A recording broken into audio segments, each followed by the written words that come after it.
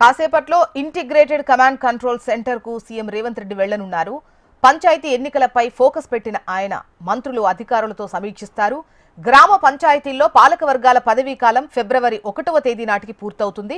పంచాయతీ ఎన్నికలతో పాటు రాష్ట్ర ప్రభుత్వం అమలు చేస్తున్న రైతు భరోసా, ఇందిరమ్మ ఆత్మీయ భరోసా, ఇందిరమ్మ ఇళ్లు, రేషన్ కార్డుల పథకాలపై సీఎం సమీక్షిస్తారు. ఇక సాయంత్రం 4:30 గంటలకు పర్యాటక శాఖ, ఆ తర్వాత దేవాదాయ శాఖపై అధికారులు, సంబంధిత శాఖల మంత్రులతో సీఎం రేవంత్ రెడ్డి సమీక్షించనున్నారు.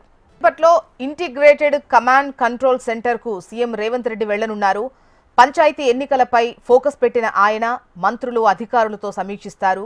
గ్రామ పంచాయతీల్లో పాలకవర్గాల పదవీ కాలం ఫిబ్రవరి 1వ తేదీతో పూర్తవుతుంది.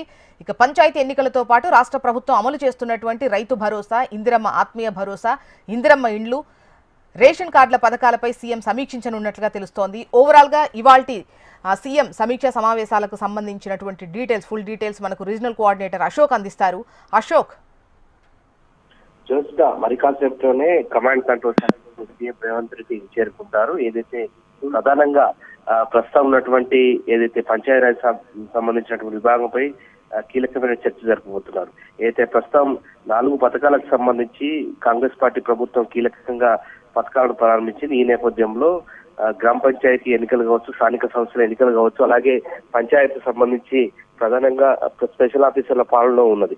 సో వీటికి సంబంధించినటువంటి అంశాలపైన కీలకమైన చర్చ జరిపే అవకాశం ఉంది.